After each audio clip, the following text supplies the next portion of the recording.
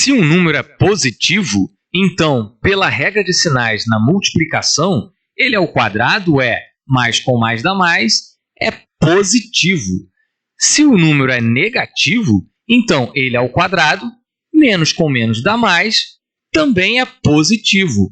Ou seja, qualquer número elevado ao quadrado dá positivo. Então, o que é um número imaginário? Um número complexo?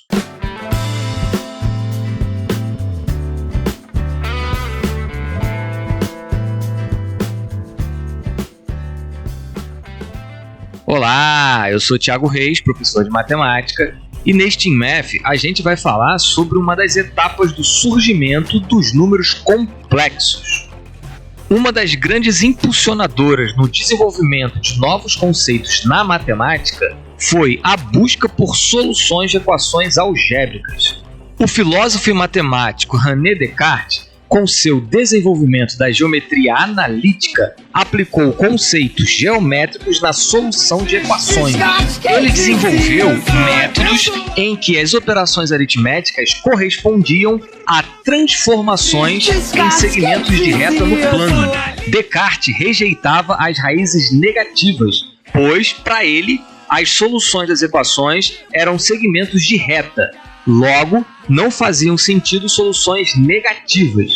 Descartes considerava que uma equação possui tantas raízes quanto for seu grau. Porém, ele diz que algumas dessas raízes podem ser falsas. Ele completa ainda que tanto as raízes verdadeiras quanto as falsas não são sempre reais, mas às vezes apenas imaginárias. Isto é, nem sempre existe uma quantidade para as raízes que calculamos. No passado, quando alguém se deparava com uma equação do tipo x² mais 1 igual a zero, sabendo que não existe nenhum número que elevado ao quadrado resulte em menos 1, dizia simplesmente que a equação não possui solução.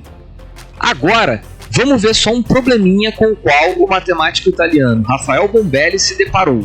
Bombelli estava tentando resolver a equação x³ menos 15x menos 4 igual a zero.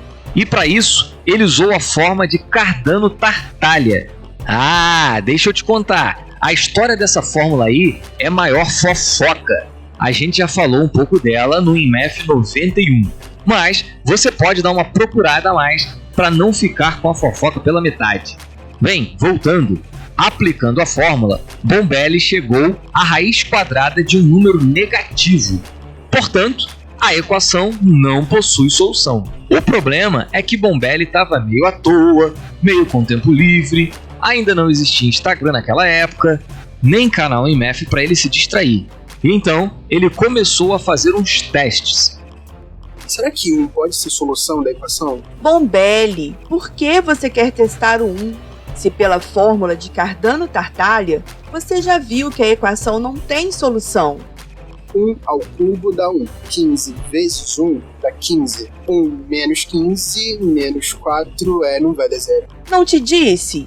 1 não é solução. E o 2? Será que ele pode ser solução? Ah, Rafael, você já viu que aparece raiz quadrada de menos 121 na fórmula. 2 ao cubo dá 8. 15 vezes 2 dá 30. 8 menos 30 menos 4 não vai dar zero. Não te disse? 2 não é solução. E o 3? Ah, Bombelli, já tô cansada. 3 ao cubo dá 27. 15 vezes 3 dá 45. 27. Menos 45 menos 4 também não vai dar zero. Satisfeito? Deu raiz quadrada de um número negativo. A equação não tem solução. Eu vou tentar com 4 agora. Chega, pra mim já deu. 4 ao cubo dá 64. 15 vezes 4 é 60. 64 menos 64. E 4 menos 4 dá zero. Hã? Ué?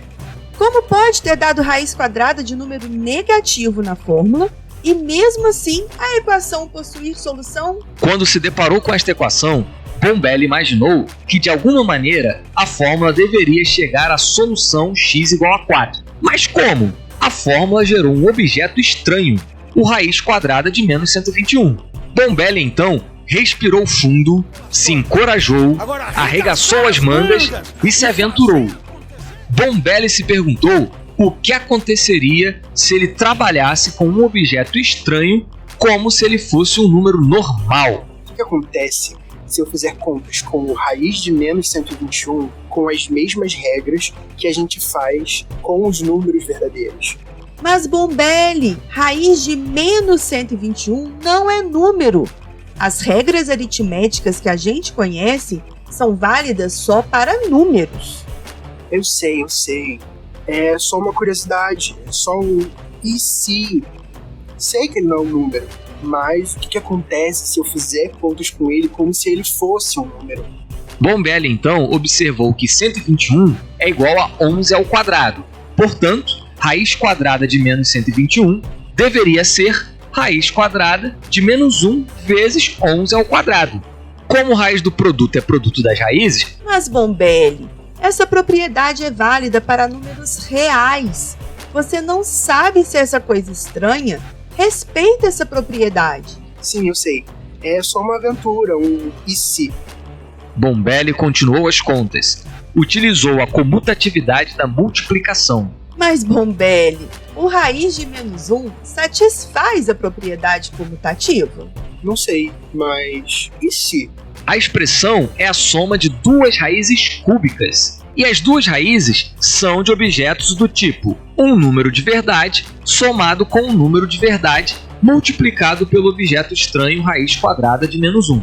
Bombelli, então, testou que o resultado da raiz cúbica seria um objeto do mesmo tipo, ou seja, a raiz cúbica de um número real somado com o produto de um número real pelo objeto estranho teria que ser um número real somado com o produto de um número real pelo objeto estranho. A pergunta então é: quais são os números verdadeiros A e B, tais que A mais B raiz de menos 1 ao cubo é igual a 2 mais 11 raiz de menos 1? Bombelli, então, utilizou a propriedade distributiva, a comutativa, a associativa, dentre outras, fez conta, mais conta, e conta, bota conta nisso, e percebeu que havia obtido uma igualdade em que ambos os lados eram feitos de um número real somado com o produto de um número real pelo objeto estranho. Bombelli, então, chegou a um sistema. Resolvendo o sistema, ele encontrou A igual a 2 e B igual a 1. Agora, lembre que Bombelli testou que a raiz cúbica de um número verdadeiro somado com o produto de um número verdadeiro pelo objeto estranho seria o número verdadeiro A somado com o produto do número verdadeiro B pelo objeto estranho. Dessa forma, raiz cúbica de 2 mais 11 raiz de menos 1 seria 2 mais raiz de menos 1. E raiz cúbica de 2 menos 11 raiz de menos 1 seria 2 menos raiz de menos 1. Com isso, a fórmula de resolução da equação daria x igual a 2 mais raiz de menos 1 mais 2 menos raiz de menos 1. E voilá! Bombelli, então, passou a considerar coisas do tipo a mais b raiz de menos 1 como números, mesmo sem saber o que o objeto estranho raiz do menos 1 é. Naquele momento, ele não se preocupou com o rigor, tal como o concebemos hoje, ou com uma interpretação do objeto estranho. Ele apenas se encorajou na hipótese de existência de outros entes que pudessem ser chamados de números. Bombelli não deu o rigor que a matemática atual exige, mas os números da forma a mais b raiz de menos 1 foram pouco a pouco sendo cada vez mais utilizados. Com o tempo, foram aparecendo aplicações e interpretações contextuais para eles. No INMEF sobre números complexos como vetores, a gente fala um pouco sobre como esses números ganharam uma interpretação concreta, até que matemáticas e matemáticos posteriores estabeleceram de forma construtiva e rigorosa o conjunto dos números complexos, hoje tão aceito e importante na matemática e em diversas ciências. No INMEF sobre construção dos números complexos, a gente fala sobre como dar rigor a este conceito, mostrando finalmente que um complexo é tão número quanto qualquer outro. Valeu, pessoal! Chegamos ao fim de mais um vídeo. Obrigado por nos assistir. Deixe suas observações, críticas e sugestões nos comentários e até a próxima.